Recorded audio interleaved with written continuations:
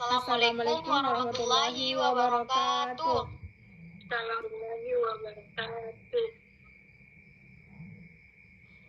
Okay, we are from group 3 and in this video we will discuss about question on discourse analysis for lesson 2 part 2. Okay, the question number 1, I will ask Andini. I have question for you. What are the difference between discourse and discourse analysis? Please explain your answer. Okay, thank you for your question.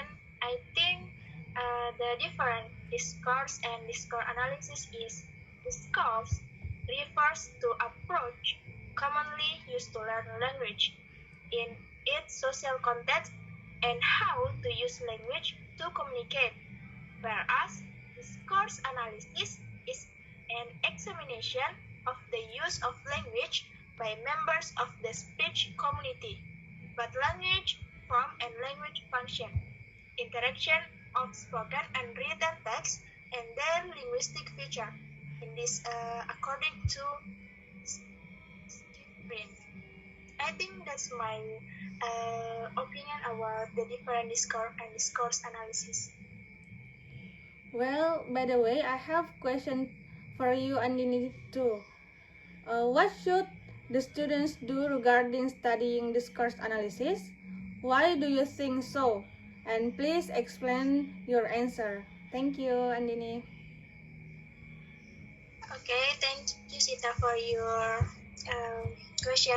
I think what should the students do regarding studying discourse analysis is to do discourse analysis by studying parts of a language, for example, form and function in language, what they do in language, and how they relate to another to form meaning in language. I think that.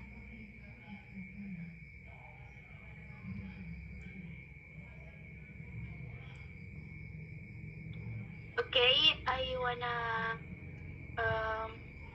have a question for Sita. What are the students able to do in explain your Well, thank you for the question. So, the analysis of discourse is expected to able to encourage the students. The number one is to examine thematic links or the ideas related to each other in terms of the meaning in written text or in spoken interaction. The second one is to analyze structure, rules used in the language or form and texture or semantic interdependence or function in written text or in spoken interaction to consider the construction and interpretation of meaning in the discourse. The third one is to discuss whether the discourse can be classified as belonging to a particular register or the level of formality or informality or gender, or genre, culturally and linguistically distinct form. And the last one is to analyze the discourse in relation to assumption about the relation between speaker or reader and the recipient of message. I think that's my answer. Okay. I also have question for you, Novia Pramitri, and I wanna ask you about what do you know about teaching method, and English language teaching. Can you please explain about that? Okay, thank you very much for your nice question, Andini. Okay, my opinion about teaching methods, and English language teaching. Okay, the first one is teaching.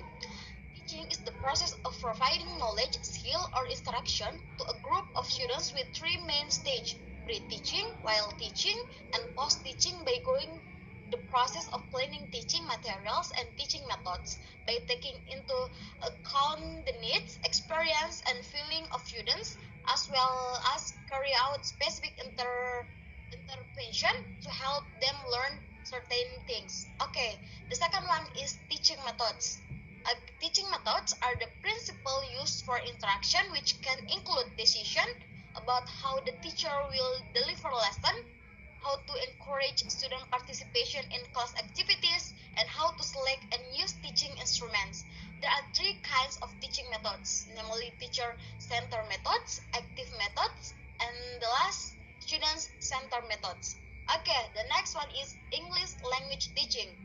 So, English language teaching is the process of imparting skill and knowledge of English to a group of students whose first language is not English through the main stage, namely pre-teaching, like planning, during teaching is giving instruction, and post-teaching is measuring learning outcomes. I think that's all my opinion about your answer. Thank you.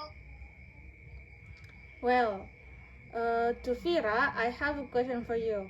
How are discourse analysis and English language teaching related to one another?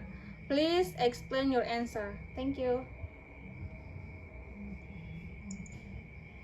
Okay, thank you for your question, Sita. I think because carrying out the analysis of the discourse will be preceded by the presentation of the theory about the procedures and the pace of conducting discourse analysis. In other words, students must be given pure background knowledge on how to conduct discourse analysis. Um, this is very important because with educate knowledge of it, the students will understand the procedures of discourse analysis so that they could do the analysis correctly and accurately. I think that's all from me. Thank you guys for your nice answer and nice discussion for today.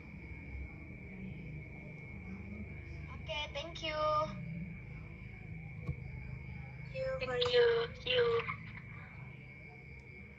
Assalamualaikum warahmatullahi wabarakatuh. See you. See you. Waalaikumsalam warahmatullahi wabarakatuh. Thank you.